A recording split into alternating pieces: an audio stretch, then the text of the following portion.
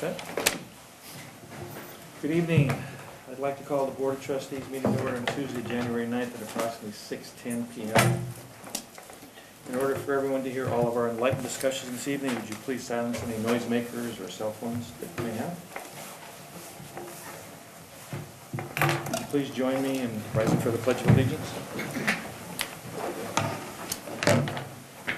I pledge allegiance to the flag of the United States of America and to the republic for which it stands, one nation, under God, indivisible, with liberty and justice for all.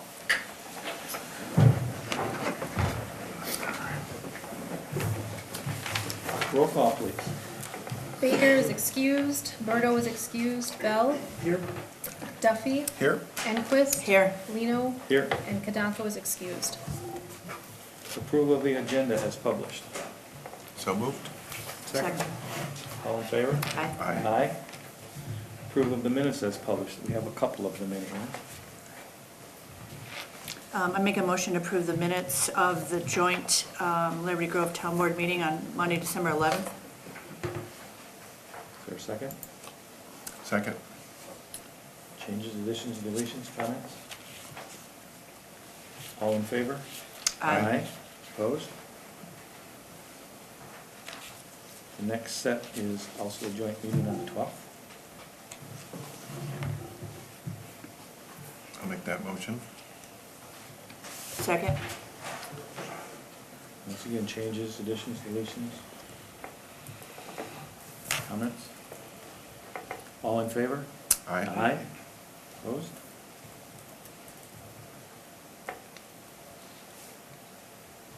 A lot of pages to go through here, Janelle. They're pretty lengthy. Okay. Comments. Does anybody in the audience care to make a comment about a non-agenda item?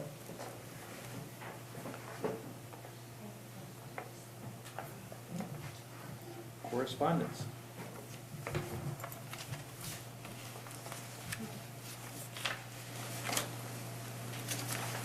That letter that you got goes with one of the agenda items, so. Does anybody want to add a correspondence item in the header sheet? Item number 1, public hearing on Jerry Zog's request to abandon extensions of North Highland Road and SUNY Court, which service the Country House Resort property, and consider a motion to pass and adopt resolution number 371, which is entitled Resolution to Vacate Portions of North Highland Road and SUNY Court. Jerry Zog has requested that a portion of North Highland Road and Sunny Court be abandoned, and a letter from him explaining the reasons for the abandonment is included in the packets. Randy Nesbitt, who's the village attorney, has said that publication had to be made, and that has all been done. There's also a draft of a resolution, number 371, as well as an agreement that we're requesting that Mr. Zog sign, which states that he will pay for all the costs of the abandonment. Okay. I'll make that motion. Or do we have a public hearing We have first? to have a public hearing first. But any questions as to the board report? Nope. Okay. If not, I'll open it up for a public hearing on the Jerry Zog request to abandon the extension of North Highland Road and Sunny Court. Does anybody care to have any comments or any input on this particular item? Once, or twice? We'll close the public hearing. Okay.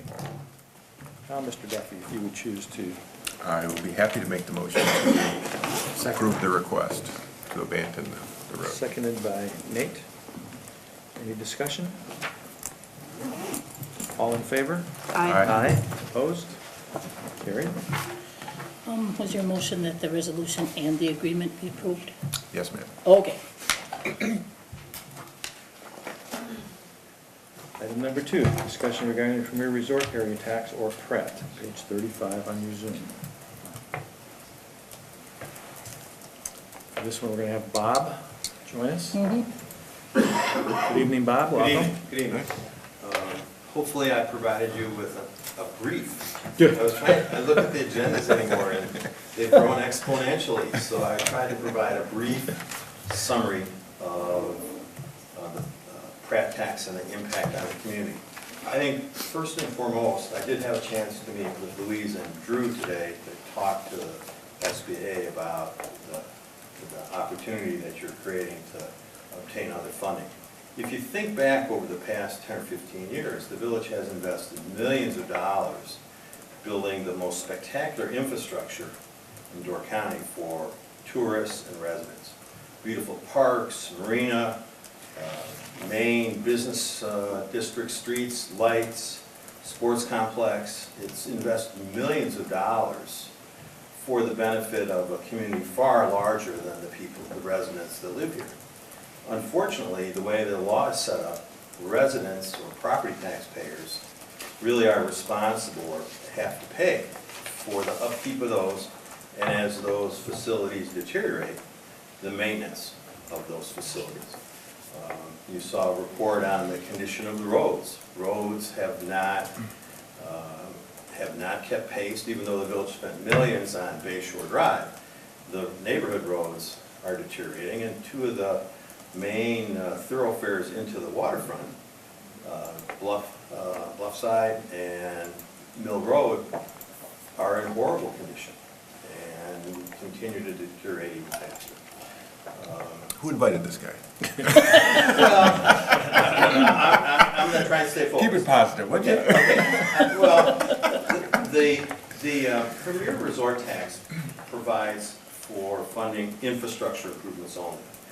It doesn't provide for regular operating expenses, maintaining, this building or something like that. It provides for improvements to parking lots, access ways like the bike path south on 42, roads and bridges, sewer and water facilities, musical, drama events, and other events involving educational, cultural, recreation, sporting, or commercial activities, which would include things that could be done to the village hall. Over the years, there have been a variety of ideas on how to improve that building and make it more of a year-round community facility. Parks, boat ramps, beaches, other recreational facilities, and fire equipment. The village has invested lots of money in all these things, but keeping them up and replacing them as they wear out is going to be a bigger and bigger problem. So the Pratt tax provides for 0.5% to be collected on certain sales, not 100% of the sales. And one of the things that I tried to do was corroborate the numbers that the state provided to Zeke. And I talked to the gentleman that did those numbers, and basically all of the businesses in the state that collect sales tax have a NIC code, and it's a code that's related to business activity. And he looked at the businesses in the village, the numbers that are reporting, and he determined that about 60%, 63% of the businesses in the village fall under the Premier Resort Tax list of categories, not 100%. So the way he arrived at his number of 175% was he took the sales tax collections, added up the percentage equalized value that the village represented of the total, and added up the population, took those numbers, divided in two, and that's how he came up with his number. So he discounted for the 63%. When you look at what the impacts are, how that actually would impact residents, I looked at it a little more in depth. Right now, the total county sales tax estimate for 17 is roughly $3,988,000. The taxable sales that are eligible for Pratt are roughly 63% of that, so we're talking about a total of $2.5 million. The village's population is 3.28% of the total county. So if the Pratt was only based on population, the number would be $82,000, a relatively small number.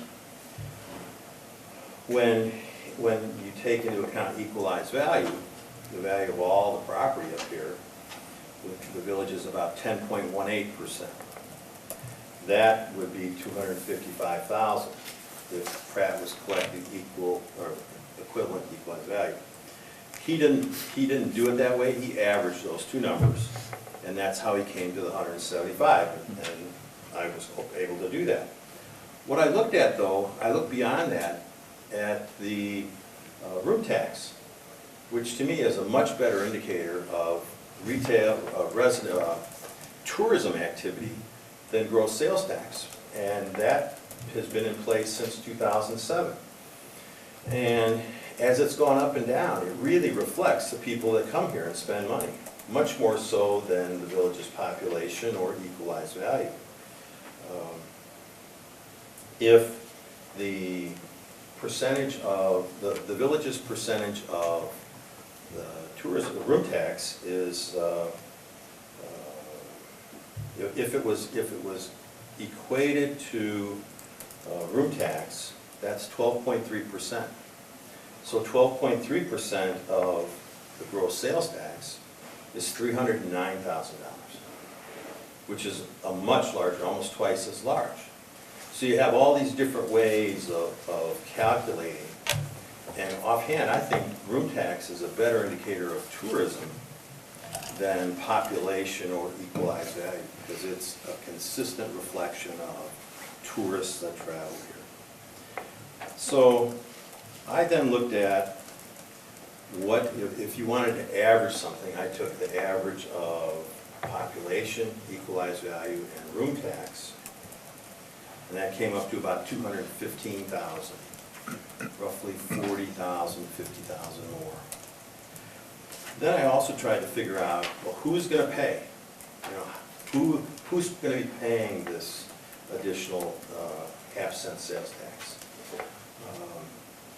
And so I looked at if the village's population, which is about 945 people, all those people which are counted at one specific time, the village residents would be paying roughly 40% of the Pratt tax, about 82,000, and the external payers would pay about 133,000. However, registered voters is a smaller pool. The census count is who's there on the day that they come or when the form is mailed. It doesn't necessarily mean that the people live here. It's just that they were here that day. They are not necessarily year-round residents. Well, if you base it on the percentage of registered voters, that's 2.6%, a full, almost 0.5% less than the village's population. That drops the residents' share down to about 30%, from 40 to 30. And then if you look at the counts for primary elections, which occur in February, March, April, at different times, those are the people that are really, they're the hardcore. They're here in the wintertime, they're here in February, they're here at times when everybody else has left. That population is really small. That's 200 or 300 people. And when you get the number down in that range, the village residents are paying about 10% of the total room tax, or the total Pratt tax that will be collected. And when you think about, you think, well, how much money am I going to be spending? If I saw numbers that suggested that the average tourism industry worker is making about $15,000 a year, which is a pretty low number, and tourism work doesn't pay a whole lot. Well, if they're making, even if you say they're making $20,000, at the end of paying taxes, income taxes, state taxes, rent, utility bills, all the things that you pay before you can have money in your hand to spend, it's maybe $3,000, $4,000, maybe $5,000, $6,000. So it's a much smaller number than somebody making $20,000. But just to use that number, or to use the number 10,000, if somebody spent $10,000 in the village, their total tax would be about $550. It's a relatively small, it's not an enormous number, given the impact that it has on the entire community. Instead of, Wait, but just the Pratt would be $550? No, well, it says the Pratt would be 50 on that $10,000 Right. example. oh, I'm General sorry, sales tax would be you're right, right. $550. Yeah, it'd be $50, yeah, Right. I was in the So general just for sales the tax. residents in the background, your taxes wouldn't go up $550, it'd be $50 Right, on $50. 10,000 of Yeah, expenses. right, I'm sorry, I had it right, yeah, $50. And if somebody was making $20,000, if they had spent $20,000 in the village at all the stores and businesses, they'd be paying $100. And that works out to like $2 a week, or the other one was $1 a week for the Pratt tax. I don't want to say that's nothing, but it's a reasonably small amount of money that would add up to help the village avoid problems maintaining the infrastructure and building the kinds of things that you feel are important. As I understand it, there's a primary. So we're required to, what we would have to do as a board is we would have to approve holding a referendum, and it has to be on a primary date. Right, I thought you already passed that, right? I'm just Walking reiterating the through it, process, right. walking through it, so everybody understands. So we've approved holding the referendum. It has to be either on a primary date, or if there is no primaries being held, it has to be on a general election date. There is a primary this year on February 20th? 20th, yes. Okay. So the referendum would be on February 20th of this year. Right. And then if it passes, that referendum, it would take effect 90 days later?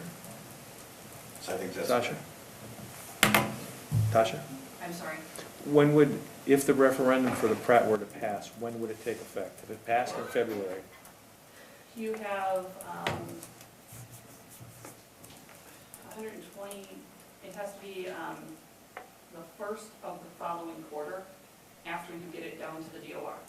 So you have so many days after it's approved in the election to get it down to the DOR, and then it's the first of the following quarter, which would be, the earliest effective date would be July 1st for us. And to have any of these numbers, whatever they finally turn out to be, it'll probably be the end of your budget for 2020, where you'll really be in a position to have. to know what the what's full actually 12 months will be. I anticipate that the room tax people will be getting very upset to find out that they're now going to have to collect Pratt tax. The Department of Revenue is probably going to look to them to also pay state sales tax and state income tax, which, as best I can tell, when I was running the tourism zone, they were never checking that. And so that will equalize the playing field for village hotels, condo hotels, motels. They'll have, their costs will be comparable to other renters who have been avoiding the costs that the village businesses have been paying. questions? No, thanks for the information. Okay. Okay, great. Thank you, Bob.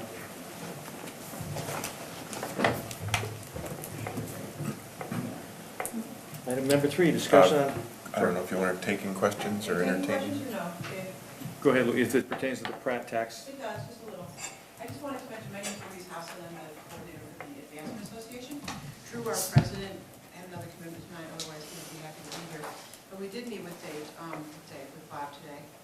And up until now, I read quite a bit about it, but we're still a little bit uncertain on the impact it would have, and we're an association of businesses, on the impact it would have on our members, and I'm a resident of Sister Bay, what the impact it might have on me. So Bob was great, laid it all out for us, and helped us both to understand what it was, what it meant in real terms and in very understandable terms. So our goal is, we have a board meeting on Thursday, so we'll present it to our board and consider it. And then at that point, probably get back to you and let the village board know our feelings about it, and kind of go from there. But I do appreciate Bob's time to come over, and because it's a little complicated, and I do think a lot, with anything like this, there's a lot of misinformation, or I'm just going to call it a little bit of misunderstanding, because I think that when people hear the word tax, it means a lot of different things to a lot of people, usually, not good. So I think in this case, it was very informative and gave us the tools to go back to our membership and initially, at least right now, to our board, and be able to make a good decision on what we think is right for everybody. So thank you very much for doing that. Thank you. I'm not going to take a lot of questions, but go ahead, Bob. Rob Zoschke, 10781 Birchwood. If the board is still considering communicating with residents regarding the benefits to residents of supporting this, as was talked about at previous meetings, I think it would be very beneficial if the 63% of the businesses were actually spelled out in that communication, so that based on how difficult it is to interpret in ways, if everybody who's going to vote on this would be able to see which businesses they would have to pay tax to and which businesses they wouldn't, I think that would be the best way to help people understand. I just what's want good for them. to let everybody know, we didn't know until January 2nd whether there was going to be a primary or not. So it didn't make any sense to do any education about the Pratt tax if there wasn't going to be a primary. Because there is a primary, we can go ahead with the referendum. So now we have a short period of time to do some education. But that's why nothing has been said prior to this, because we weren't sure if it was going to happen or not. Okay. Item number 3, discussion on a recommendation from the Marina Committee to preliminarily approve renovations to the Marina Boathouse for storage and display of the shadow as presented at the December 12, 2017 Marina Committee meeting. Consider a motion for action if appropriate. Okay, a group of individuals concerned with the presentation of the Shadow, which is a 1929 Chris Craft boat owned by the Bundy family, approached the Parks Committee in October of 2017 to discuss the options for collecting donations to purchase the boat and see it housed here in the village for perpetuity. The Marina Committee has recommended that the village board preliminary approve renovations to the lower level of the boathouses presented by Mike Carr and Russ Forkard at the December 12th meeting of the Marina Committee for the purchase of housing the Shadow. The Marina Committee has also recommended that that group of individuals that Russ represents be given approval to commence fundraising efforts for the purchase of the Shadow and the renovations. I believe there's a bunch, or not a bunch, but there are some people here that would be interested in speaking on that project. Before we have any discussion, anybody want to make a motion? I'll make the motion to go ahead with the renovation and purchase of the Shadow. Is there a second? I'll second. It's not for the purchase of it, because the purchase is coming from another. No, I'm sorry, We're gonna I do- lost my place and I That's was okay. just winging it, but yes, the renovation of the, Right. this is for a motion for the renovation of the boathouse. And for fundraising And for fundraising, right, that's okay, thank you. because a line item will be created in the budget for those funds in the Marina budget. As Marina Chair, do you want to add anything? Well, we had a meeting just before this meeting, and so, yes, I would. We have a tenant upstairs. Before they signed this lease, there's been a couple of different proposed things to take place downstairs. Bathrooms, concession stand, could be any number of things. So they understood at some point there may be something down there, and they were okay with that. Their lease is coming up at the end of this next season. When they heard about this, they said, ooh, they first asked for a 5-year extension. They are now asking if they can do a year by year, because they are concerned about the impact this could have on them enjoying their patio if all of a sudden there's a deck and a bunch of people there. So we still like the idea. We are still supportive of it. But when we had our meeting, we said, we probably should treat this like other commercial projects and maybe have a development agreement where there could be, it would be best for everybody. Like, in other words, certain times that this would get rolled out so that we're not impacting that revenue stream of the tenants upstairs. In other words, maybe it's, if you're gonna take it out for a weekend or for a day, it's 11 to 5 or something, that we're not, they want to go out there and have breakfast, we're not bugging them. If it's later in the evening, they're not bugging them. During the day, people are out doing what they want to do. But just having a little more of an agreement that everybody knows what can and can't be done. Another thought that came out of it was, unless you're going to have an attendant, if you roll this thing out, it's probably not a great idea. I don't think you're going to want people in and on the boat, and I'm not sure how you're going to control that not happening with kids and everything else, is that what if rather than rolling it out, there was a big display window on the south side and/or on the east side, I think that would be, garage door with glass, that it could be displayed inside with lighting, and people could, you got the walkway along the side, walk up to it, here's painted glass, there's the boat. Now we don't have people, you think about the boathouse. The deck would really probably be 7 feet, just 7 feet from where these people may be sitting on that balcony or in the kitchen there. That's pretty close if there's... I have a question. Now, is the village planning to keep this boathouse and keep leasing this boathouse, renting this boathouse out forever and ever? I mean, does that... I would say no. Because that building was not built Yep. for rental. The building was built to host a boat, Sure. And aren't you really kind of competing with the other motels and other places in town by using this as a rental? Until such time as someone decides they can bestow $20,000 a year on the Marina, we're going to keep renting that as a place. And I would think that will... I would also mention, when we purchased that, it was rented, and we purchased it as a rental. As a rental unit? Right, and the idea was to continue renting, because that's how it was purchased. But the point I'm trying to make is it went from a private ownership into a Sure. village. Right. I mean, to me, it's a different concept of having that. But it went into an enterprise fund, which is a marina, which has to pay for itself and fund itself Right. separately from taxpayer money. I see. So more than likely will always be that situation where you have. Well, the other thing I mentioned to the group that showed up at the last meeting, this is a 180-degree turn, which is okay, and we're in support of that. But if you would go back 24 months, there was a lot of discussion about removal of the boathouse completely. And that's still, there are members of the Marina Committee that would be in favor of that, more so than continuing in whatever form. So I mentioned this at the last meeting. I wouldn't feel good about anybody believing that there's a commitment to keep this building there forever. Because if it starts to have structural issues or large repairs, or if the village decides, which is another thing they just recently at a meeting talked about again, expansion or a refurbishment of the village hall.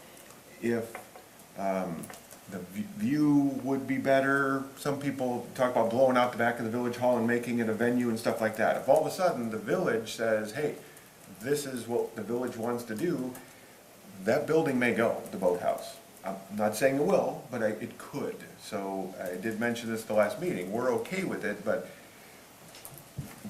the Marina Committee answers to the village board, and if the board decides we're going to do something with that building, I would just want people to understand things could change. Then the question became, would the village help to move it? And that's when I said, well, that's something that the board would have to entertain. I mean, from the marina's perspective, the marina wouldn't be willing to do that. I don't think it would be the marina that would say, we're gonna take it down. It would be the village saying, hey, for the betterment of all the users of the village hall, we think it would be good if that didn't it wasn't there. If that happened, you know, it'd be the village. But just so that people, you know, that's the way I see it. There's been a lot of multiple discussions about other uses than keeping this building there, just so everybody knows. And just so everybody else knows, up to this point in time, it's just been discussion. Right. You know, every year, especially at budget time, there's lots of discussions that occur, Sure. so. But the boathouse hasn't moved. Right. Okay, does somebody from the project want to say anything?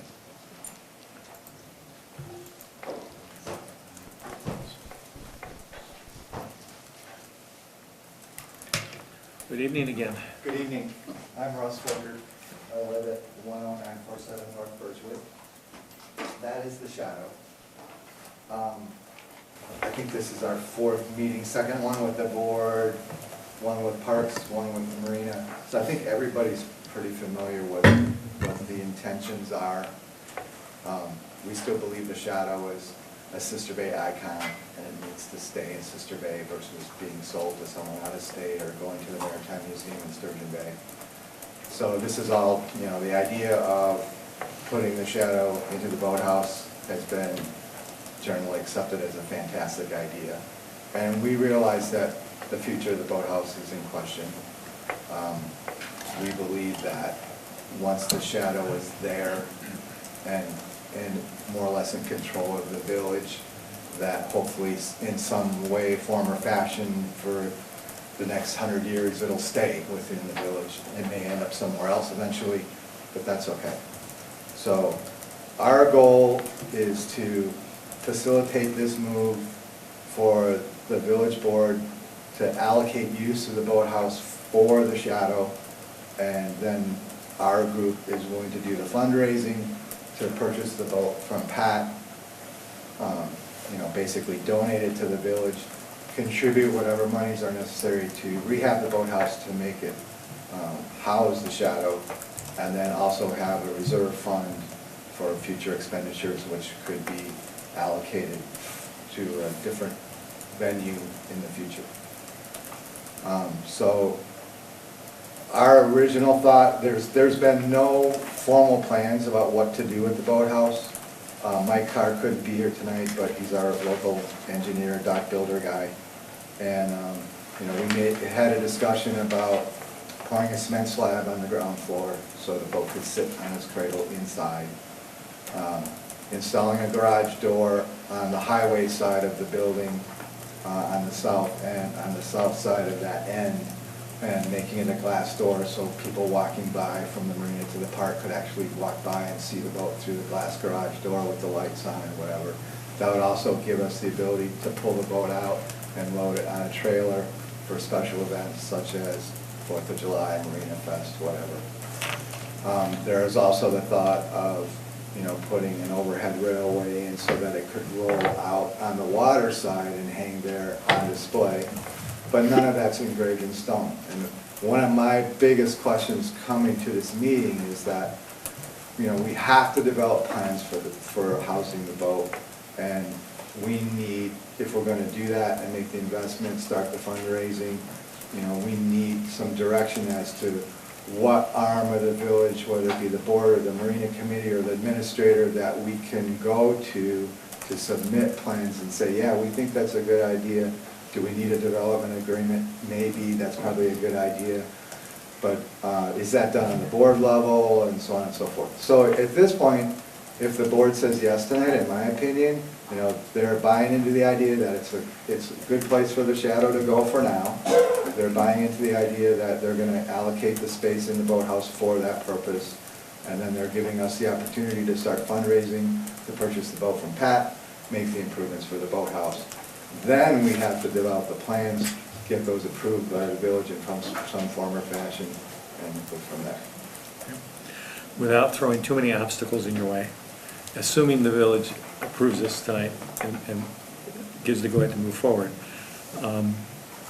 I'll make the assumption that the Marina Committee should be the oversight for it, but you may have to involve Plan Commission for architecture review and that sort of things. But I think if the Marina Committee made the recommendations Sure, to the plan, that's fine. does that kind of make sense? Yep. Yeah. Nate, you're on Plan Commission? Yeah. Okay. So that way you can just work directly with the Marina Committee, work through the architectural, to get sign off from Plan Commission. But once that's done, whatever plans you submit, that would be probably the simplest way to do it. Okay. Any other questions? Okay. All right, thank you. All right, thank you. Okay, anything else we want to ask amongst ourselves? We have a motion, we have a second, all in favor? So what exactly would we be approving? Just that they can move ahead with the concept? I mean, Right, so then, until such time as they have a better understanding of what the plan is, that would come to Marina to get approved. If Marina, go to plan, if Marina had question or wanted to verify with the board, I think regardless, say, here's what we're intending to approve, is there any, Since Marina controls that building. yeah. And then as far as the agreement goes, that wouldn't be done until after the plans are submitted and you I report something. think right? that makes the best sense, Okay. because you don't know what the intent is yet. Right. If it is the inside and the display, I'm much less concerned about the impact it might have on the tenants. If it is the rollout, which I'm not saying I'm opposed to, then, Right, just have to the look at it. committee, as we met, said, ooh, you may want to have less hours that it's actually out, that people are around or something, just better understand what the intent is, and then just try to All makes sense. keep it, yeah. Okay? Okay. So then, Russ, if that's the case, when you get the plans, then you would bring them into the office and we'd see that a referral's made to the Marina Committee. Any other questions or discussion amongst us? If not, all in favor? Aye. Opposed? Carried? Good to go? So now they can start the fundraising. Yes. And Russ, any funds that you raise, those also come to the village office? Yes. And then Tasha will see that they're receipted and that sort of thing. Right, and Zeke said that you guys have some sort of form that he's looking at. For tax To show the purposes. tax Yeah. form, yeah, we've got So I'll that. be coming to see you to get some of that, so I can. Sure. Yeah. That's fine. Thank you. Thank you. Do you want to say something? Well, the form is, not really a form yet, it's just a letter that we use on an offhand basis. If you want me to develop a form that they can fill in, we can talk about that. But right now, it would come in, we would send out the letter as the donations come in. When we receive the donation, we'll send out a letter. Mhm. That's how we normally do it. This is for tax deductibility to a Yeah. 503, yep. Yep. Yeah, That's typically we would typically the way just, it would go, is once they're receiving the funds, then it generates a form to Yeah, say, it's we've not a taken form I this. can give you and you can make copies of. Right. we'll just need the person's address so that we can mail them that form. Yep. So I could use something from the village that I can put in these fundraising packets that shows that the village is, We could give you a letter saying that Yes, we're, we can yeah. give you a letter. If that's what you're looking for, I can do that. Yeah, Yep. that would be great. Okay. Okay, great. All right, thank you all. Thank you. Good luck. Item number 4, discussion on a recommendation from the Marina Committee to approve restriping of the Marina parking lot as discussed at the December 12, 2017 Marina Committee meeting. Consider motion for action appropriate. Well, as you know, there's a parking shortage in the village during the season. And the Marina Committee for quite some time now has been considering different parking alternatives that could be made. The Marina Committee has recommended that the trailer parking lot be utilized for extra parking. And they've come up with a plan which will create a number of additional vehicle parking spaces. That was included in the packets, and they're recommending that that plan be approved. The traffic flow doesn't change? Not really, no. When you look at the hand-drawn one, the Yeah. arrows are there. Sure. So are we looking at this Good night, line thank you. drawing for I the think striping? Is that what we're looking at? 'Cause Yes. I can't Yes. Right. Where is that? It's kind of hard to tell. Yep. If Okay, if you so, overlaid that on the map, Okay. where are we? so what you're looking at is the bottom right section, so closest along Sunset. Okay, So South Spring would be the bottom of the handwritten page 56. So you would come in, like if you were coming in South Spring from the right-hand side there, then you would turn right, and you're in this section that right now is longer spaces on the left and longer spaces on the right. just on the right like this. What we're saying is make them both diagonal that you can come in, reducing some of the trailer here, but allowing a lot more single car. So it's just restriping. There's no change in the footprint or really the traffic flow. We're gonna stripe the trailer spots more clearly as, hey, look, these are trailer only, because we do want trailer spots. And in fact, we are picking up a few more on this in the larger area, but again, it's really not changing the flow or anything. So we're not losing, So you're not losing any trailer spots? well, we are losing a few, Few, okay. not a lot. But because we're just relaying out the other piece, you're picking up more single, regular car parking spaces. Do you have a number? They actually went out with a couple pickup trucks and trailers and did measurements and whatever else. I wasn't at that Okay. particular time. I think it's between 20 and 30 single spaces additional. you're adding, And I'm okay. losing maybe like 9 or 10 That sounds trailer about right. spots, rough numbers. And then all that space that's behind the lift station, going towards Scandia, that's still all trailer, what is that lot? I don't remember what that lot is. So trailer parking is on the left and then individual cars on the right? For the most part, yes. There are, sometimes you'll see a few smaller, people that might have a smaller vehicle and like a 15, 16-foot boat. That is striped in such a manner that you could put a smaller boat and vehicle, and you see that occasionally, but a lot of times it's just a vehicle. We're probably not gonna change any, my understanding, there's no changes there. So whoever parks there, parks there. It's more, some of these bigger, easier to pull in trailers, we wanna make sure, we're getting a lot of people that are just cars parking there, and we wanna discourage that and have them, oh, there's more car parking, I'll park where I'm supposed to park, it's more, and keep the trailer spots for the trailers. And then Yeah. even though we're losing some, we don't think it's gonna have a lot of impact, because right now, we're not getting the use of half of them anyway, because cars are parking. There may be a little labor, at least to the beginning of the season, have Marina go out there and put some warnings, or possible, fines if people continue to park in the wrong spot, that's repeat offenders, but, Yeah. get them to, hey, new striping, it's bright, you're not supposed to park here, get people parking where they're supposed to park. Ancillary question. I'm looking at the aerial view, talking about the same area you're talking about, but on the lift station side. Yep. Is that considered marina parking or not? That's a good question. I'm not sure. Steve Mann is the one that said the marina parking, and I guess I don't know the answer to that piece. The DNR, when the marina was expanded, the DNR required the marina to purchase dedicated parking for the marina. So he said it's a marina, was purchased by the marina, but I don't know about that piece. And again, we're not proposing any changes Right, over I know, there, I'm but just looking at, sure. if you look at from the way the stripes are from the aerial view. Yep. Yeah, I don't know. Yeah, okay, right, Yeah. just on the side.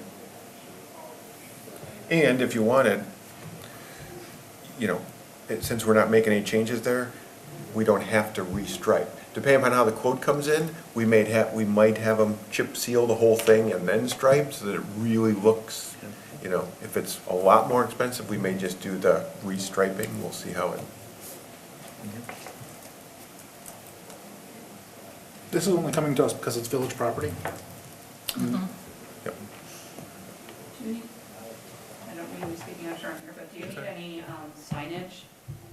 noticed on the handwritten drawing, it says compact only. Do you need any signage other than the painted on trailer parking that you want on spaces? Exit only, any kind of, I'm just, Yeah, we might, there's one or two signs, I think, by the entrances Okay. that are, one's still in good shape, they're kind of in the lot, but the ones on the edge, if they're still there, are old and faded, that we may redo those. okay.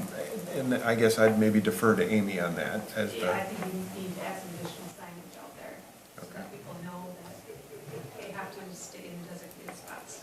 Otherwise, Okay. there's fines or, you know, about getting that, and just, so I think Yep. signage will help. yeah.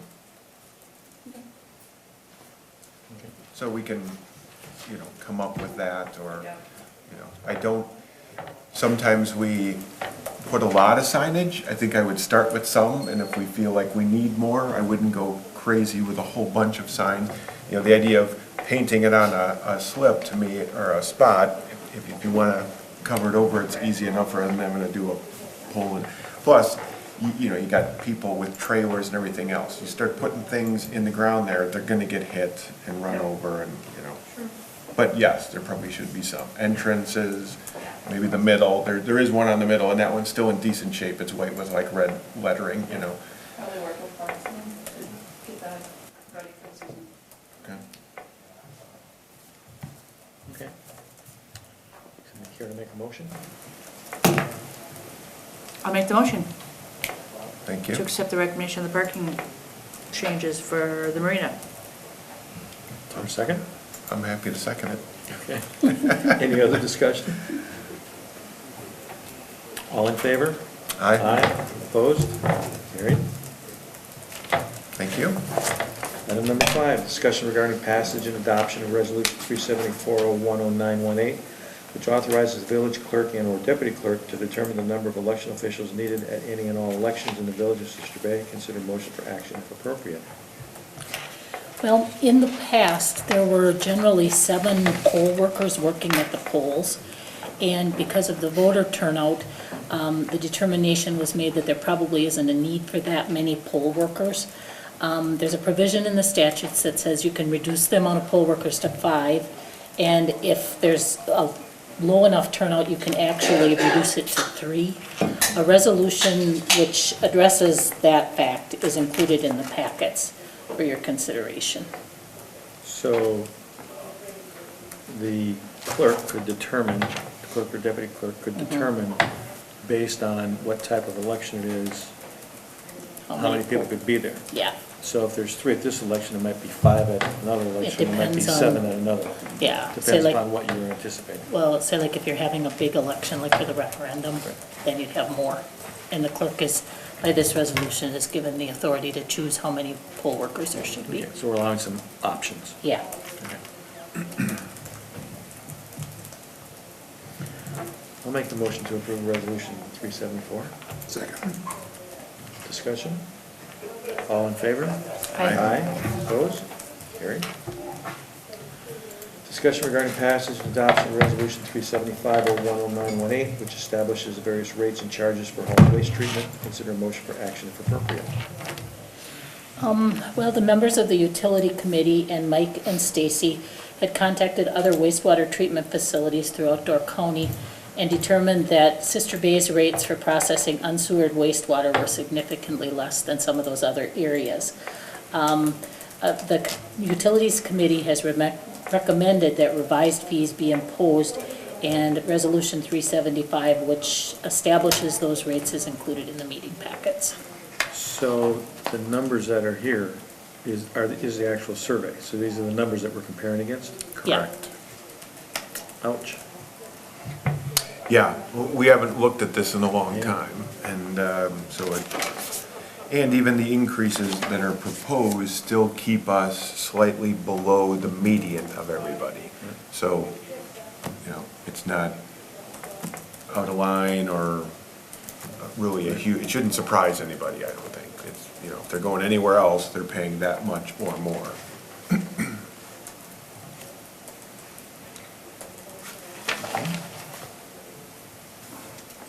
So do you think people are coming here just because our rates are lower? I mean, Well, I would let Mike answer Oh, that. wow. He's the one out there, yep. That's, because it's significant. Right. Wow.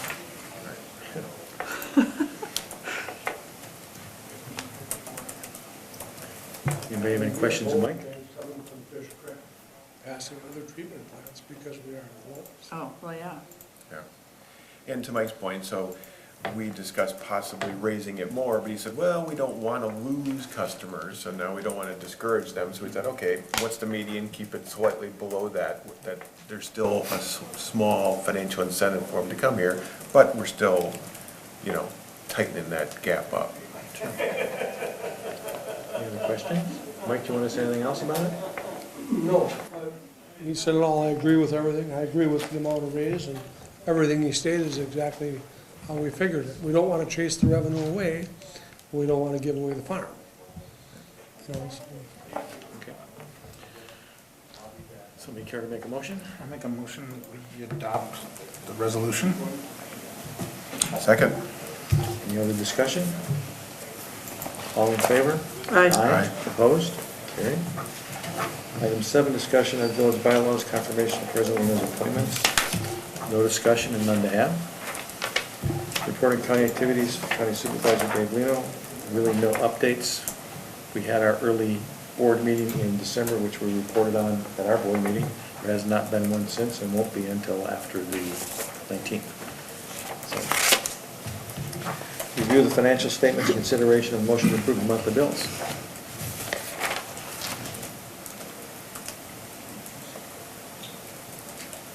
We do not have the quarterly financials in like we normally put in because it was just, this meeting was too close to the end of the year. I don't have checking statements done or anything like that. Just couldn't get that done, and I apologize for the lateness of this report. The Wi-Fi issue at the Village Hall last Thursday caused me a little bit of an issue on Friday, so it took me a bit to fix that problem. So But the total bill number is correct. the total bill is correct, so this is accurate. Okay, so I'll make a motion, we pay the village bills, or the bills in the amount of $177,475.32. Second. Discussion.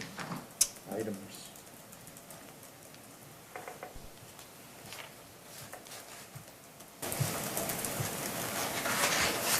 All in favor? Aye. Aye. Opposed? Carried. Thank you. Report by village administrator on village activities. Well, there was a written report included in the packets. As you can see, Zeke Jackson's last day of employment with the village was December 15th, and since that time, I've been acting as interim administrator. While we miss Zeke, things seem to be running pretty smoothly, and I'd like to thank everyone who's offered me assistance during the interim period. At the end of December, Denise and I spent a considerable amount of time working on revising the village's development agreement template. It was a very time-consuming process, but now that that's done, it should be much easier to draft development agreements in the future. Chris Schmeltz informed me that he is working on plans for his development on the Sister Bay Marketplace property, and as soon as we get those plans, a referral will be made to the Plan Commission.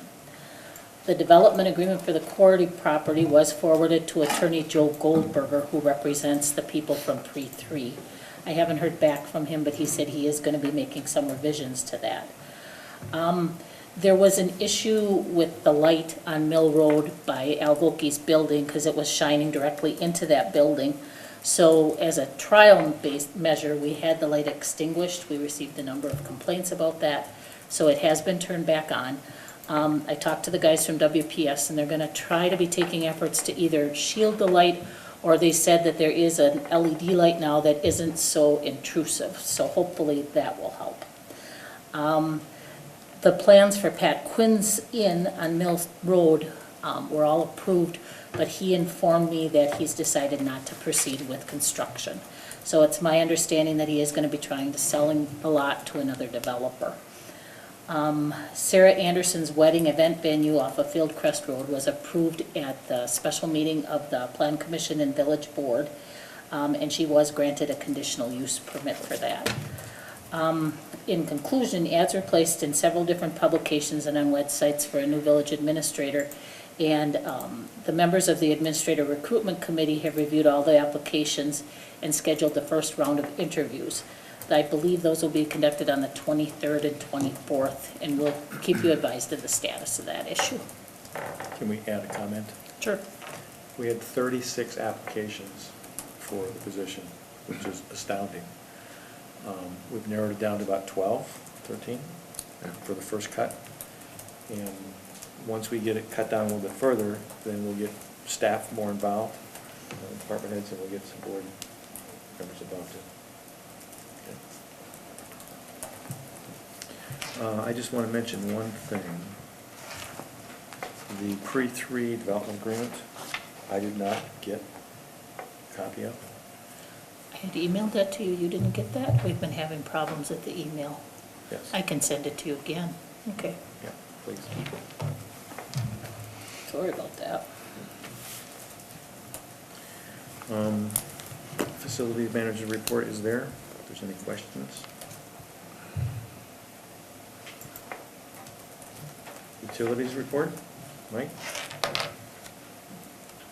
Well, does anyone have any questions on any of it? We've taken over officially now Pheasant Park Lift Station. I believe in the report it tells you what we think it's gonna cost us per month and the insurance for the year, which, well, we assumed it was ours all this time.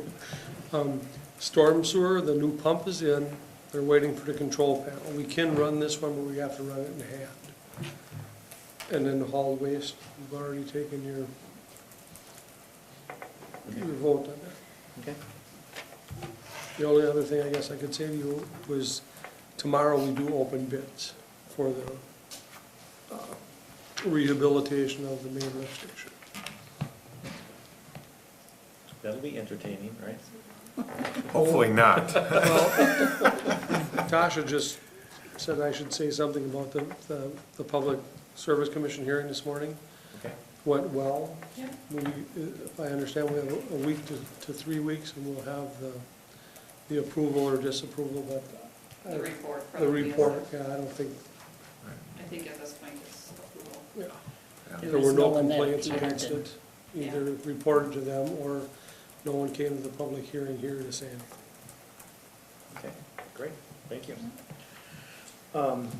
Just a heads up to you, Laddie, we're gonna go ahead and do committee reports. I don't think it's gonna last very long. COG McNeil is here along with Bob for the closed session. And so we'll do the committee reports and you can wrap up. We'll take a 5-minute break and while you wrap up, and then we'll go back in closed session. Mike, what time is that bid opening at tomorrow? Just out of curiosity. 2 o'clock. Here? We're taking it till 2, no, it's at the end. Okay. Okay, committee reports. Admin has not met. Admin and comp oversight has not met. Communications and technology has not met. Coastal byways. We meet on Friday, the 26th. DCECD. They had sessions and listening sessions in the middle of December. Glenn Timmerman ran them. I went to one of them. I've had a chance to express my displeasure that they were all down in Sturgeon Bay many times to Caleb, and actually saw him the next day, and I said it was great that he still knew how to get up north, because I saw him at CHOP. It's a reoccurring thing every time I see Caleb up north now. I'm glad he still knows the way. Good for you. They're going to distill down those listening session recommendations. The one I was at, Brett Pickaway from the Community Foundation was there, and he had a lot of what I thought was really good input. So I think that might change how DCEDC operates, but it's probably still a couple months out before that has any impact. Good. Economic development has not met. Finance has not met. Fire. That's not here.